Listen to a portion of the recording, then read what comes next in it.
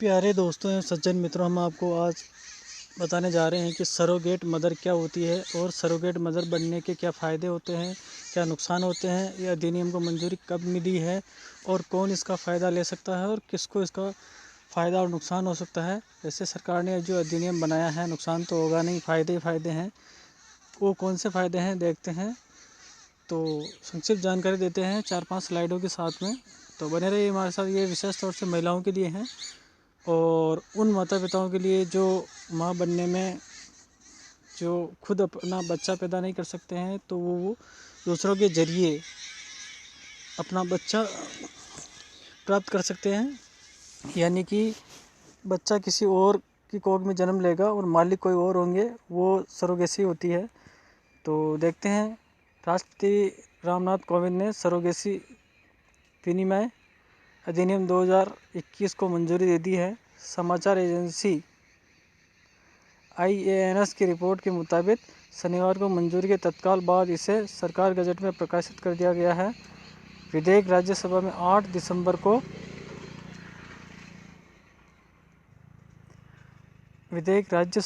दिसंबर को पारित हुआ था। इसके बाद लोकसभा में इसे 17 दिसंबर को पारित किया गया था। यह कानून वाणिज्यिक पैमाने पर सरोगेसी पर रोक लगाता है और सिर्फ परोपकारी सरोगेसी की अनुमति देता है। यानी कि व्यापारिक पद्धति पर यह काम नहीं करेगा, सिर्फ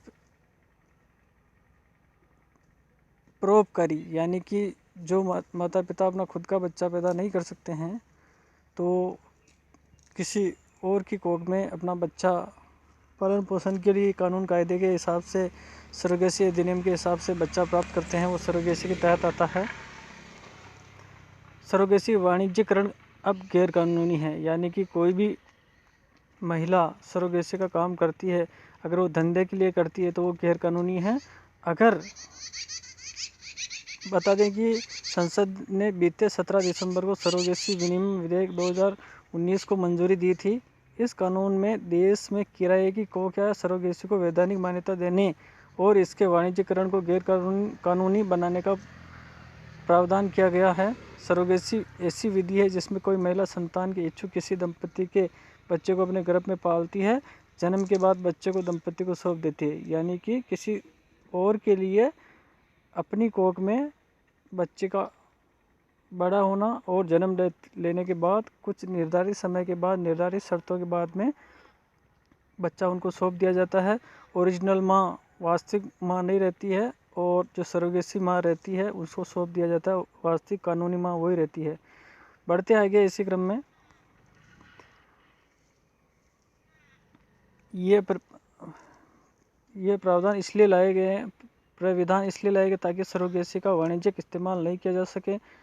नए कानून से महिला का शोषण होने की आशंका भी नहीं होगी। नए कानून में स्पर्म और अंडे डोनेट करने वालों के लिए भी उम्र तय की गई है। जो नया कानून है उसके तहत जो स्पर्म और अंडे डोनेट करते हैं उनकी भी उम्र एक निर्धारित समय सीमा तय की गई है। यह है वाणिज्यिक और परोपकारी सरोगेसी में अंतर। वाणिज्यिक सरोगेसी और परोपकारी सरोगेसी क्या है?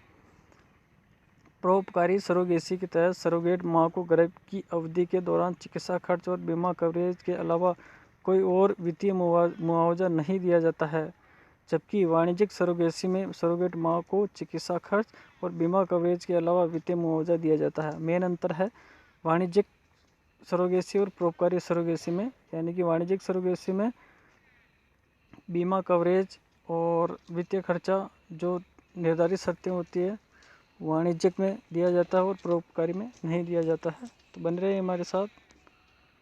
ये महिलाएं ले सकती है लाभ, यानी कि सरोगेसी मदर बनने का किसको लाभ मिल सकता है। लोकसभा में ये विधेयक काफ़ी पहले ही पारित हो चुका था, लेकिन राज्यसभा में आने के बाद इसको प्रवर समिति के पास भेजा गया। कौन सी समिति? प्रवर समिति के पास भेजा गया था। राज्यसभा में संशोधन के साथ मंजूरी मिलने के बाद इसे दोबारा लोकसभा से पारित कराया गया। विधेयक में कहा गया है कि विधवाएं और विवाहित महिलाएं सरोगेसी का लाभ ले सकती हैं। यही नहीं, तलाकशुदा महिलाएं भी सरोगेसी का लाभ ले सकती है। ये है सरोगेसी कानून किसके दायरे में है, कौन इनका लाभ ले सकते हैं, उनके बारे में है। विधवाएं, विवाहित महिलाएं सरोगेसी का लाभ ले सकती है। यही नहीं, तलाकशुदा महिलाएं भी सरोगेसी का लाभ ले सकती है। थैंक यू दोस्तों, बने रहिए हमारे साथ और सब्सक्राइब करना ना भूलें और हमारे चैनल को शेयर सब्सक्राइब करते रहिए। आपका प्यार कमेंट बॉक्स में देते रहिए। Thank you very much.